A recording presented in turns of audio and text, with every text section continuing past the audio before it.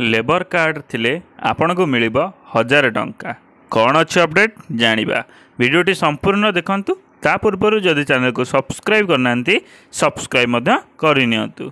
ई श्रम योजना रे सरकार देबे टंका एमिति तैयारी करंतु कार्ड कौन अच्छे अपडेट जानिबा देखंतु। प्रथमे जानिबा असंगठित क्षेत्र रे कार्य करुथिबा लोकंक पई केंद्र सरकार ई श्रम पोर्टल आरंभ करिसंती।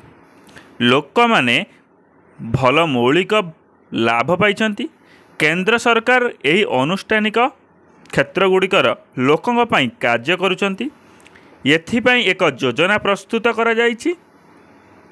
समस्त क्षेत्र रे लोकों पई सीधा लाभ दियाजिवो।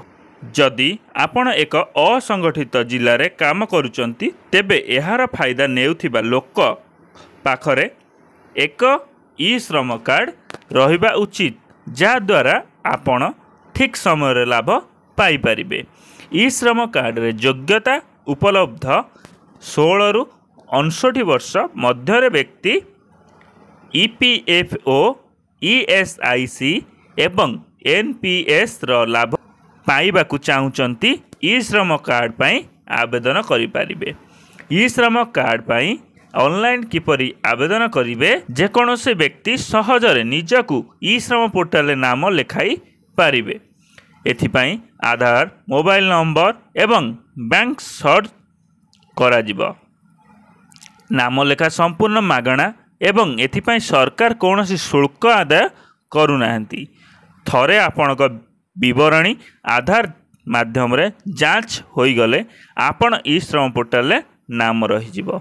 ई श्रम पोर्टल नाम लेखाइबा पई आपणक पाखरे आधार कार्ड पासपोर्ट साइज फोटो एवं चेक बुक एवं बैंक पासबुक रहिबा जरूरी आवश्यक।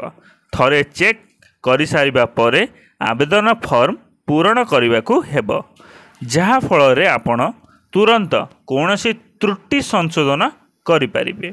ई श्रम पोर्टल नाम लेखाइबा हेबा मात्रे आपण ई श्रम कार्ड पाई परिबे।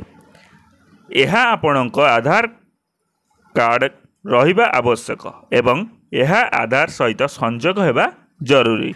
एही योजना रे 500 रु 1000 टंका मासिक किस्ती उपलब्ध होईछि। एही कार्ड माध्यम रे 2 लाख टंका मध्य बीमा रहिछि। जदि श्रमिक दुर्घटना रे मृत्युवरण करे तेबे आपण परिवार को 2 लाख टंका आर्थिक सहायता दियाजिवो एवं अक्षमता हेले सरकार 1 लाख टंका प्रदान करिवे जहा फल रे दिन मजूरिया लोक माने एथिरु सफलतार सुविधा पाई परिबे।